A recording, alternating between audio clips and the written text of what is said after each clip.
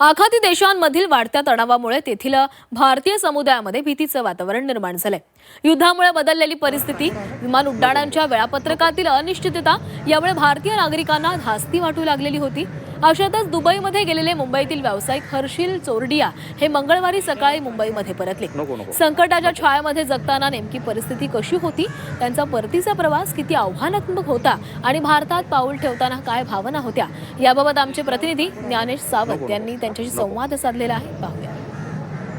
मुंबईतल्या cup parade परिसरातील रहिवासी हर्षिल चोरडिया हे गेल्या काही दिवसांपासून दुबईमध्ये होते आणि ही स्थिती वाढत असताना, युद्धजन्य परिस्थिती वाढण्याची स्थिती असताना, धोका असताना अशा काळात त्यांना परत मुंबईमध्ये यायचं होतं. पण त्यांना तिथं अनेक गोष्टींना तोंड द्यावं लागलं, अनेक संकटांना सामोरं जावं लागलं आणि या सगळ्यांमधून वाट काढत ते आत्ता काही मिनिटांपूर्वी, अर्थात 4-5 मिनिटांपूर्वी ते मुंबईत त्यांच्या घरी जे तिथे राहतात सी लॉन या सोसायटीच्या दारात आलेले आहेत आणि या संदर्भात आपण त्यांच्याशी चर्चा करणार आहोत.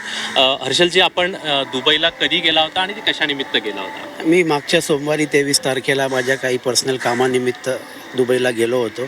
माझी शेड्यूल फ्लाईट उद्याची होती, संध्याकाळची. परंतु शुक्रवारी जे अमेरिकाने इराणवर अटॅक केल्यानंतर गल्फमध्ये जो अबुधाबीमध्ये UAEमध्ये US एअरबेस आहे त्याच्यावर इराणने मिसाईल टाकायला सुरुवात केली. UAEने ती प्रत्येक मिसाईल इंटरसेप्ट केली. आम्हाला ते बघायला मिळाली, आवाज ऐकू आला, परंतु ग्राउंडवर काही कॅज्युअलिटी नव्हत्या. लाईफ वॉज नॉर्मल आणि त्याचं कारण त्याच्या एअरबेसच्या अटॅकमुळे GCC कंट्रीजचा प्रत्येक एअरबेस त्यांनी शट बंद झाला होता आणि आम्हाला येण्यासाठी काही फ्लाईट उपलब्ध नव्हती.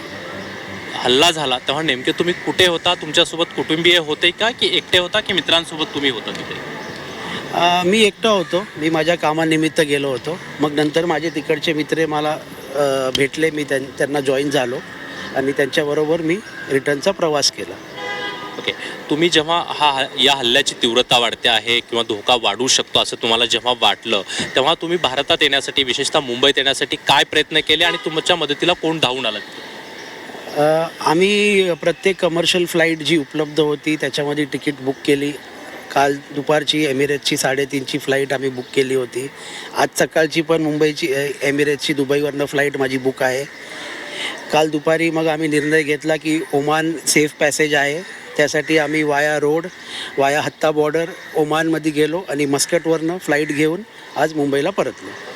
तर तुम्ही इथे परत येत असताना दुबईमध्ये ज्या शहरात होता, ज्या भागात होता, ज्या हॉटेलमध्ये होता, तिथे आजूबाजूला काय वातावरण होतं?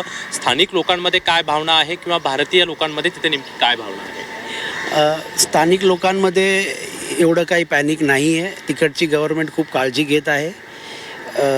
प्रत्येक गोष्टी तिथे चालू आहे. रेस्टॉरंट्स, हॉटेल, प्रत्येक गोष्टी तिथे चालू आहे आणि ज्यांच्याकडे राहायला सुविधा नाही आहे त्यांना पण I think the Dubai government is sponsoring their stay.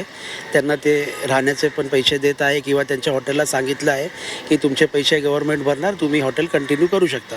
Cameraman नरसिंहसह Gyanesh Sawant, Mumbai.